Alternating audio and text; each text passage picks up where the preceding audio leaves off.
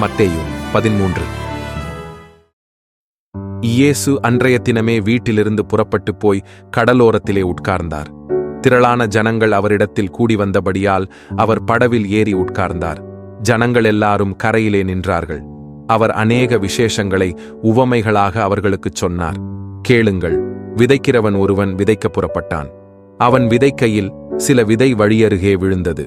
பறவைகள் வந்து அதை பட்சித்து போட்டது. சில விதை அதிக மண்ணில்லாத கற்பாறை இடங்களில் விழுந்தது. மண் ஆழமாயிராததினாலே அது சீக்கிரமாய் முளைத்தது. வெயில் ஏறின போதோ தீந்து போய் வேரில்லாமையால் உலர்ந்து போயிற்று. சில விதை முள்ளுள்ள இடங்களில் விழுந்தது. முள் வளர்ந்து அதை நெருக்கிப் போட்டது. சில விதையோ நல்ல நிலத்தில் விழுந்து சிலது 100ஆகவும் சிலது 60ஆகவும் சிலது 30ஆகவும் பலன் தந்தது. கேட்கிறதற்கு காதுள்ளவன் கேட்கக் கடவன் என்றார்.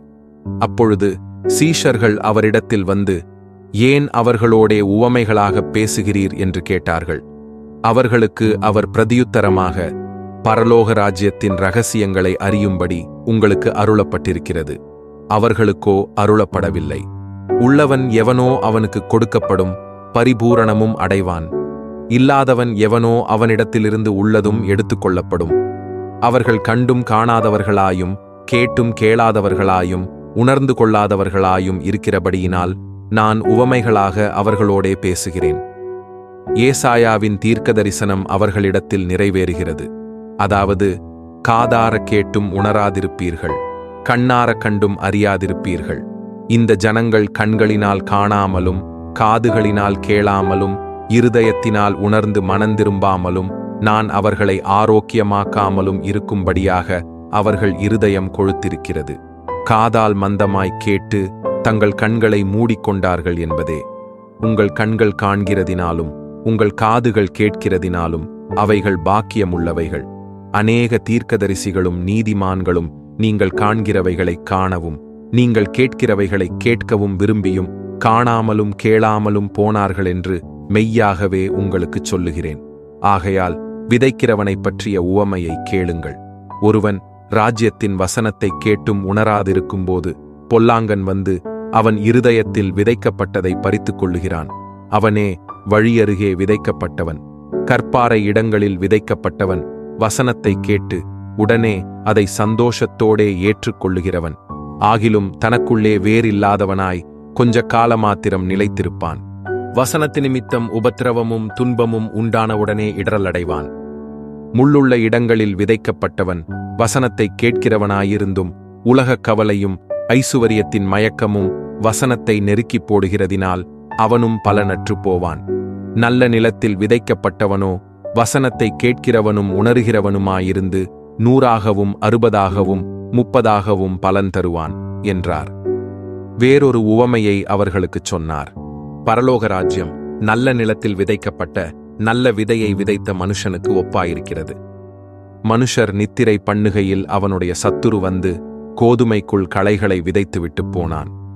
பயிரானது வளர்ந்து கதிர்விட்ட போது களைகளும் காணப்பட்டது.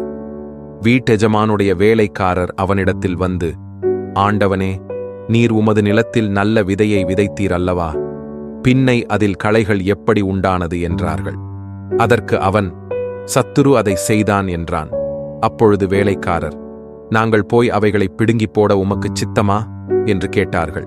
அதற்கு அவன், வேண்டாம், களைகளை பிடுங்கும்போது நீங்கள் கோதுமையையும் கூட வேரோடே பிடுங்காதபடிக்கு 2ஐயும் அறுப்பு மட்டும் வளரவிடுங்கள். அறுப்பு காலத்தில் நான் அறுக்கிறவர்களை நோக்கி, முதலாவது களைகளை பிடுங்கி அவைகளை சுட்டெரிக்கிறதற்கு கட்டுகளாக கட்டுங்கள், கோதுமையையோ என் களஞ்சியத்தில் சேர்த்து வையுங்கள் என்பேன் என்று சொன்னான் என்றார். வேறொரு உவமையை அவர்களுக்குச் சொன்னார். பரலோக ராஜ்யம் கடுகு விதைக்கு ஒப்பாயிருக்கிறது. அதை ஒரு மனுஷன் எடுத்து தன் நிலத்தில் விதைத்தான். அது சகல விதைகளிலும் சிறிதாயிருந்தும் வளரும்போது சகல பூண்டுகளிலும் பெரிதாகி ஆகாயத்து பறவைகள் அதன் கிளைகளில் வந்து அடையத்தக்க மரமாகும் என்றார். வேறொரு உவமையை அவர்களுக்குச் சொன்னார். பரலோக ராஜ்யம் புளித்த மாவுக்கு ஒப்பாயிருக்கிறது. அதை ஒரு ஸ்திரீ எடுத்து முழுவதும் புளிக்கும் வரைக்கும் 3 படி மாவிலே அடக்கி வைத்தாள் என்றார். இவைகளையெல்லாம் இயேசு ஜனங்களோடே உவமைகளாகப் பேசினார். உவமைகளினாலேயன்றி அவர்களோடே பேசவில்லை. என் வாயை உவமைகளால் திறப்பேன், உலகத் தோற்ற முதல் மறைபொருளானவைகளை வெளிப்படுத்துவேன் என்று தீர்க்கதரிசியால் உரைக்கப்பட்டது நிறைவேறும்படி இப்படி நடந்தது. அப்பொழுது இயேசு ஜனங்களை அனுப்பிவிட்டு வீட்டுக்குப் போனார். அவருடைய சீஷர்கள் அவரிடத்தில் வந்து, நிலத்தின் களைகளைப் பற்றிய உவமையை எங்களுக்கு வெளிப்படுத்த வேண்டும் என்று கேட்டார்கள். அவர் பிரதியுத்தரமாக, நல்ல விதையை விதைக்கிறவன் மனுஷகுமாரன். நிலம் உலகம், நல்ல விதை ராஜ்யத்தின் புத்திரர், களைகள் பொல்லாங்கனுடைய புத்திரர். அவைகளை விதைக்கிற சத்துரு பிசாசு. அறுப்பு உலகத்தின் முடிவு, அறுக்கிறவர்கள் தேவதூதர்கள். ஆதலால் களைகளைச் சேர்த்து அக்கினியால் சுட்டெரிக்கிறது போல இவ்வுலகத்தின் முடிவிலே நடக்கும். மனுஷகுமாரன் தம்முடைய தூதர்களை அனுப்புவார்கள். அவர்கள் அவருடைய ராஜ்யத்தில் இருக்கிற சகல இடறல்களையும் அக்கிரமம் செய்கிறவர்களையும் சேர்த்து அவர்களை அக்கினிச் சூளையிலே போடுவார்கள். அங்கே அழுகையும் பற்கடிப்பும் உண்டாயிருக்கும். அப்பொழுது நீதிமான்கள் தங்கள் பிதாவின் ராஜ்யத்திலே சூரியனைப் போல பிரகாசிப்பார்கள். கேட்கிறதற்கு காதுள்ளவன் கேட்கக் கடவன். அன்றியும் பரலோக ராஜ்யம் நிலத்தில் புதைத்திருக்கிற பொக்கிஷத்துக்கு ஒப்பாயிருக்கிறது. அதை ஒரு மனுஷன் கண்டு மறைத்து அதை பற்றிய சந்தோஷத்தினாலே போய் தனக்கு உண்டான எல்லாவற்றையும் விற்று அந்த நிலத்தை கொள்ளுகிறான். மேலும் பரலோக ராஜ்யம் நல்ல முத்துக்களைத் தேடுகிற வியாபாரிக்கு ஒப்பாயிருக்கிறது. அவன் விலையுயர்ந்த ஒரு முத்தைக் கண்டு போய் தனக்குண்டான எல்லாவற்றையும் விற்று அதைக் கொள்ளுகிறான். அன்றியும் பரலோக ராஜ்யம் கடலிலே போடப்பட்டு சகலவிதமான மீன்களையும் சேர்த்து வாரிக்கொள்ளும் வலைக்கு ஒப்பாயிருக்கிறது. அது நிறைந்தபோது அதை கரையில் இழுத்து உட்கார்ந்து நல்லவைகளை கூடைகளில் சேர்த்து ஆகாதவைகளை எரிந்து போடுவார்கள். இப்படியே உலகத்தின் முடிவிலே நடக்கும். தேவதூதர்கள் புறப்பட்டு நீதிமான்களின் நடுவிலிருந்து பொல்லாதவர்களை பிரித்து அவர்களை அக்கினிச் சூளையிலே போடுவார்கள். அங்கே அழுகையும் பற்கடிப்பும் உண்டாயிருக்கும் என்றார். பின்பு இயேசு அவர்களை நோக்கி, இவைகளையெல்லாம் அறிந்து கொண்டீர்களா என்று கேட்டார். அதற்கு அவர்கள், ஆம், அறிந்து கொண்டோம் ஆண்டவரே என்றார்கள். அப்பொழுது அவர் அவர்களை நோக்கி, இப்படி இருக்கிறபடியால் பரலோக ராஜ்யத்துக்கடுத்தவைகளில் உபதேசிக்கப்பட்டு தேறின வேதபாரகன் எவனும் தன் பொக்கிஷத்திலிருந்து புதியவைகளையும் பழையவைகளையும் எடுத்துக் கொடுக்கிற வீட்டெஜமானாகிய மனுஷனுக்கு ஒப்பாயிருக்கிறான் என்றார். இயேசு இந்த உவமைகளைச் சொல்லி முடித்த பின்பு அவ்விடம் விட்டு தாம் வளர்ந்த ஊரிலே வந்து அவர்களுடைய ஜெப ஆலயத்திலே உபதேசம் பண்ணினார். அவர்கள் ஆச்சரியப்பட்டு, இவனுக்கு இந்த ஞானமும் பலத்த செய்கைகளும் எப்படி வந்தது? இவன் தச்சனுடைய குமாரன் அல்லவா? இவன் தாய் மரியாள் என்பவள் அல்லவா?